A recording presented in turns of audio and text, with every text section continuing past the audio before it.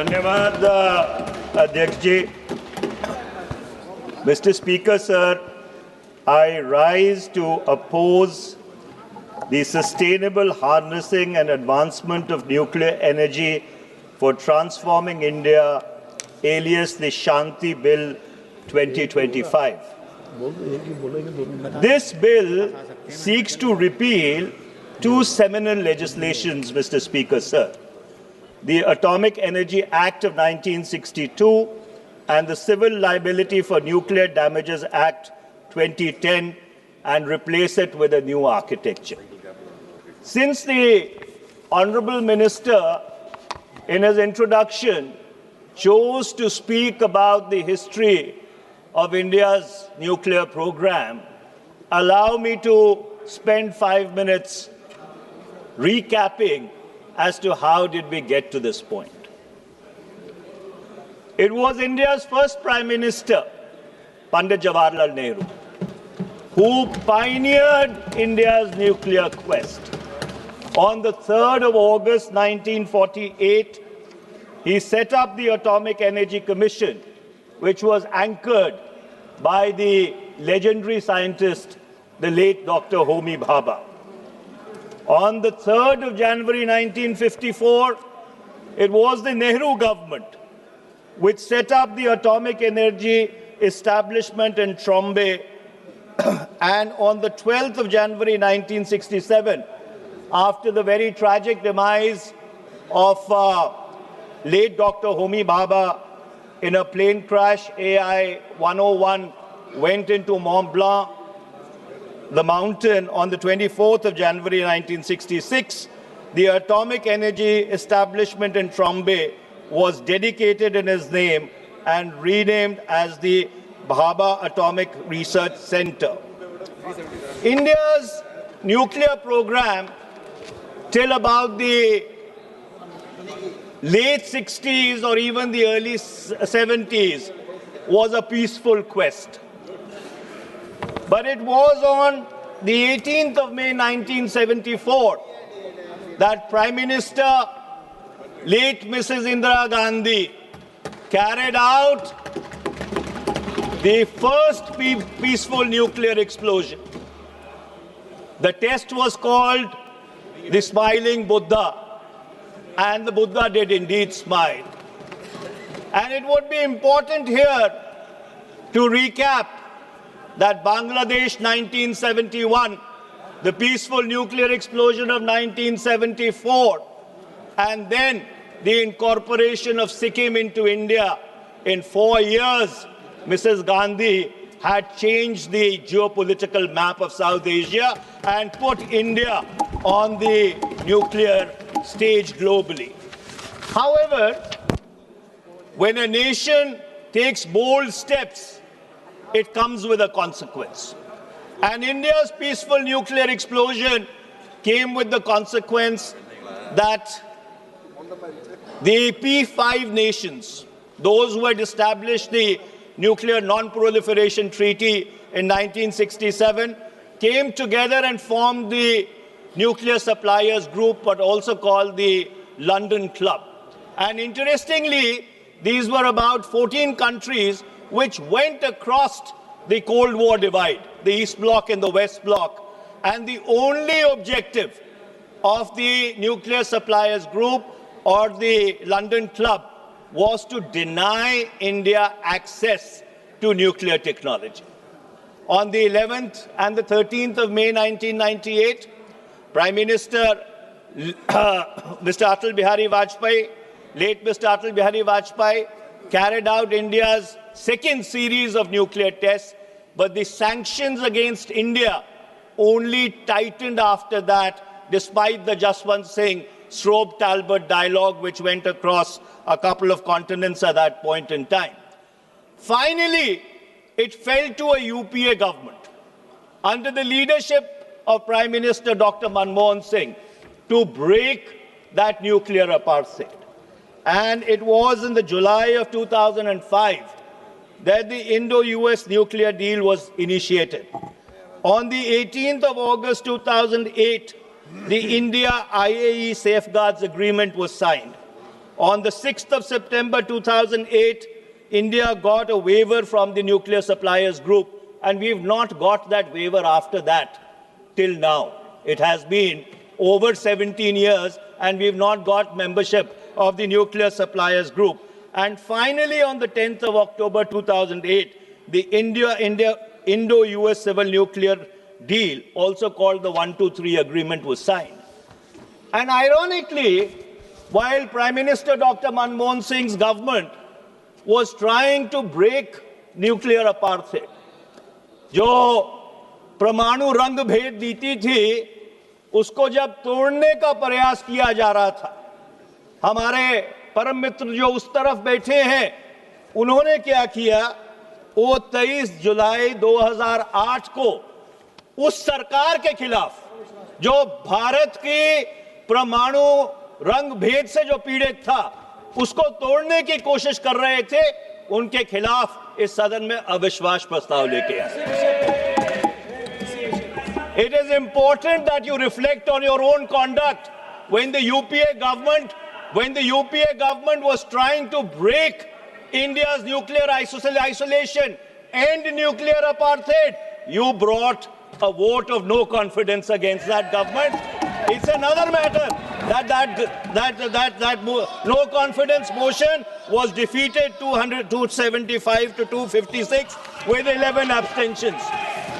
Now let me, अरे इतिहास तुमको समझाना बहुत जरूरी है.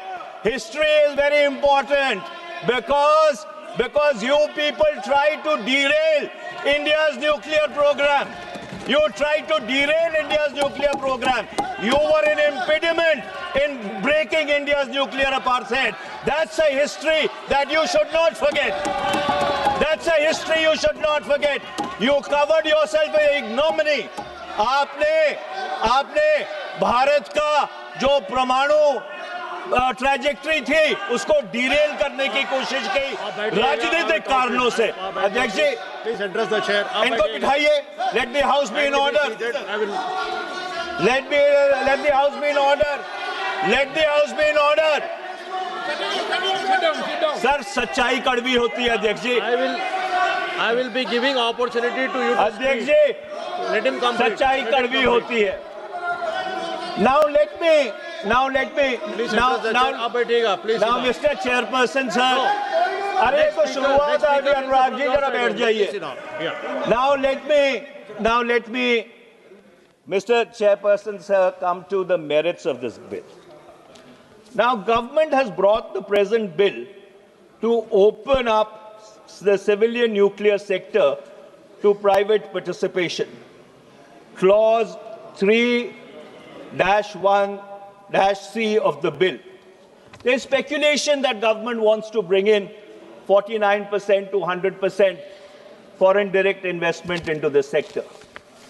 What strikes me as very strange, Mr. Chairperson, sir, that a conglomerate which has built an empire on leased public assets announces its intent to enter the nuclear energy sector in late November 2025, and in December 2025 we have this bill.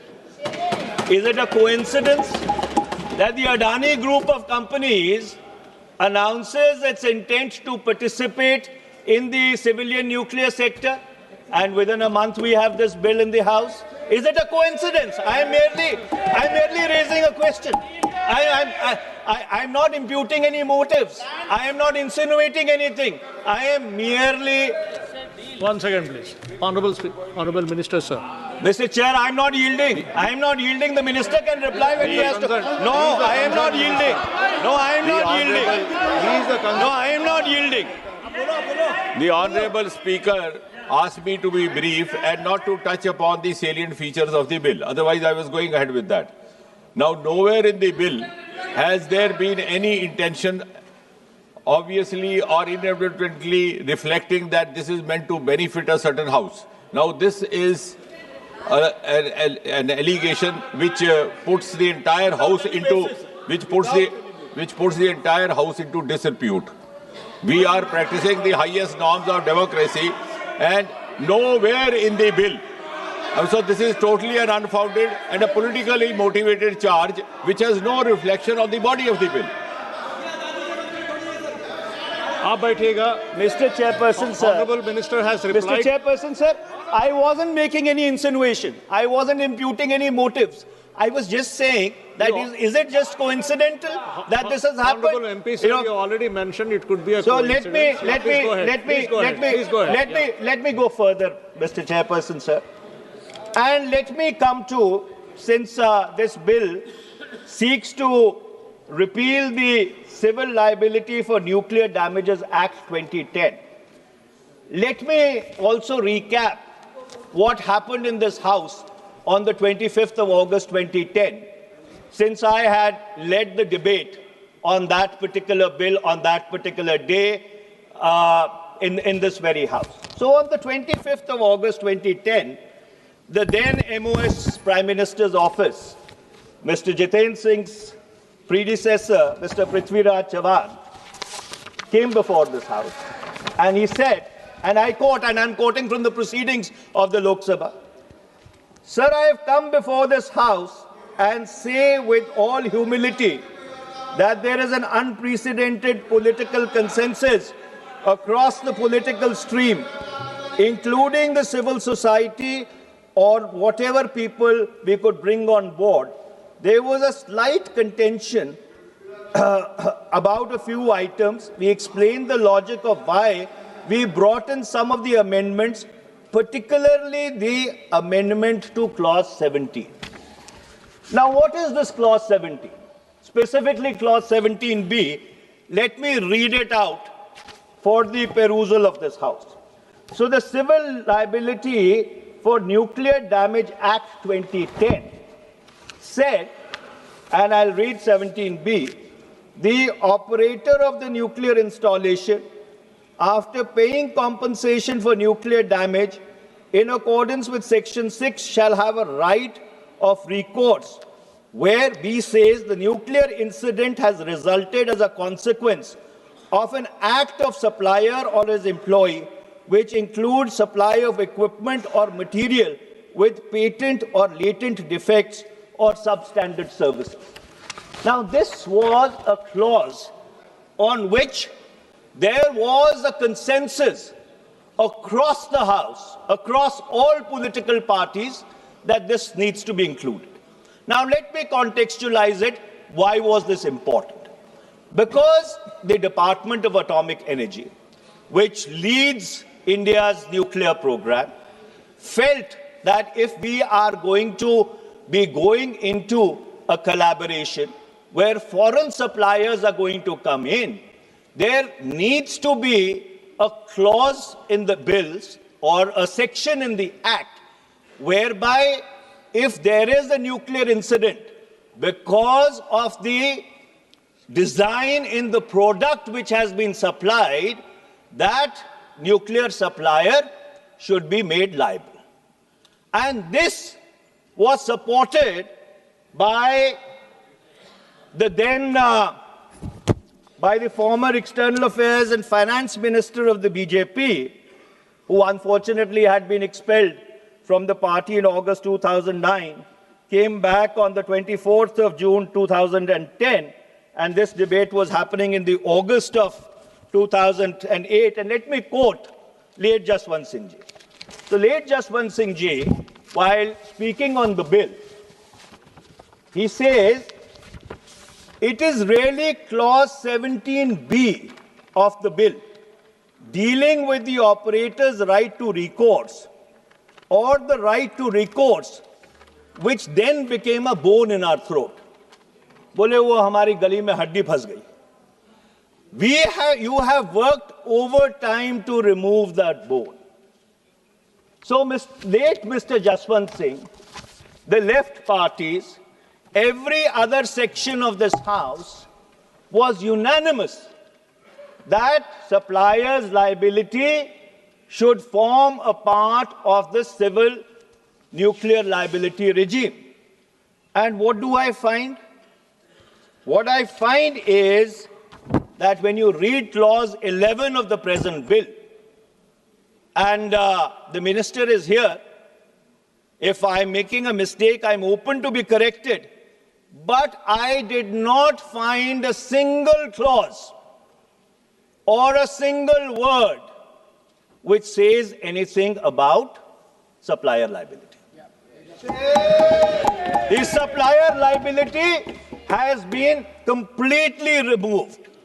Now, God forbid, if a nuclear accident or a nuclear incident was to take place, and since we are going to be dependent upon foreign suppliers, especially when we are opening up the nuclear energy sector to private participation, we are going to allow foreign direct investment, 49%, 51%, 76%, 100%. I do not know how much to come in.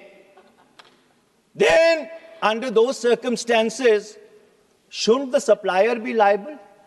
If there is a defect in the product, in fact, it is going to indemnify your own domestic players about whom you made such a big noise a while ago. God forbid, if some incident was to take place. And so therefore it is very important.